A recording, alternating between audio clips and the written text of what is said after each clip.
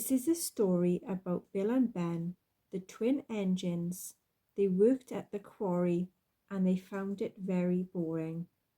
Then one day, something happened that made them realize that the quarry was quite exciting after all. Bill and Ben worked at the quarry. The twin engines loved excitement and they often found the quarry quite boring. One morning they were very busy moving trucks. "Listen, Bill," said Ben. "Can you hear something?" "What sort of something?" asked Bill. "Something different," replied Ben. "I can't hear anything different," said Bill. "Exactly," huffed Ben. "Everything is the same, sounds the same, and looks the same." "What we need is a surprise," said Bill. "What sort of surprise?" asked Ben. But before Bill could answer, the quarry master arrived.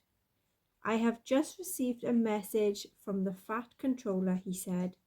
"He wants you to go and see him at the harbour."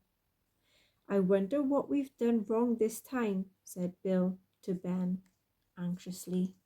At the harbour, the fat controller was waiting for them.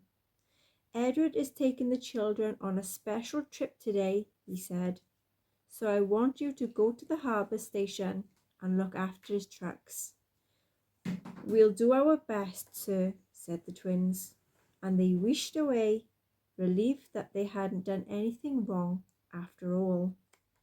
When Bill and Ben arrived at the station, Gordon spoke to them severally. "You must behave here," he said. "You're on the main line now, not at the quarry."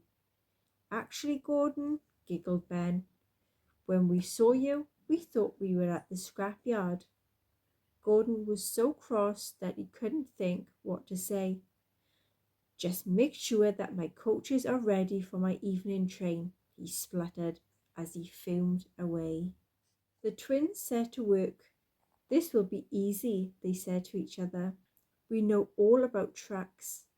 But they weren't used to the harbour trucks, and the trucks knew it.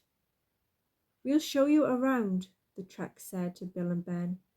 "We want to help." Bill and Ben should have known better than to believe in them. The trucks told Bill and Ben to put things in all the wrong places. Soon the yard was in a dreadful muddle. When Gordon saw what had happened, he was furious. "You've blocked me in," he said to Bill and Ben. "Now my evening train will be late." The troublesome trucks giggled and giggled. When the fat controller found out what had happened, he spoke severely to Bill and Ben.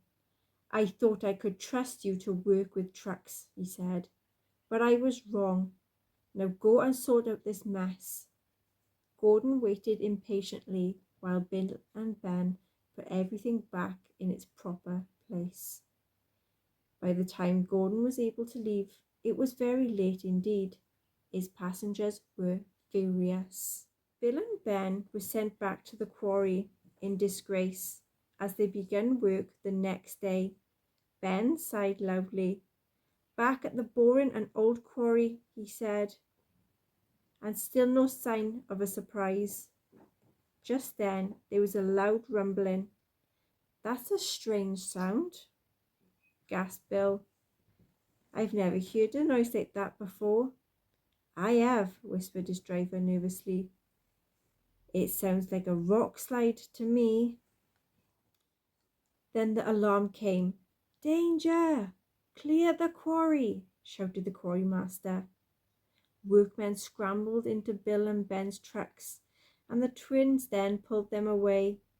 Rocks were just beginning to tumble down into the quarry. "Thank goodness we're here," said the twins. "Otherwise, all these people could have been hurt." They were just puffing out the quarry when they had heard a cry. A workman had been left behind. "Help! Wait for me!" he cried. Ben waited as the man scrambled over. the fallen rocks that reached the train. He climbed aboard, and the twins pulled out of the quarry. Just in time, with a huge crash, hundreds of rocks poured down the sides of the quarry. Everyone was safely out of the way, but there was rubble everywhere. At that moment, Edward arrived with the fat controller. "Oh dear," said Bill. "This wasn't our fault. I hope that the fat controller won't be cross with us again."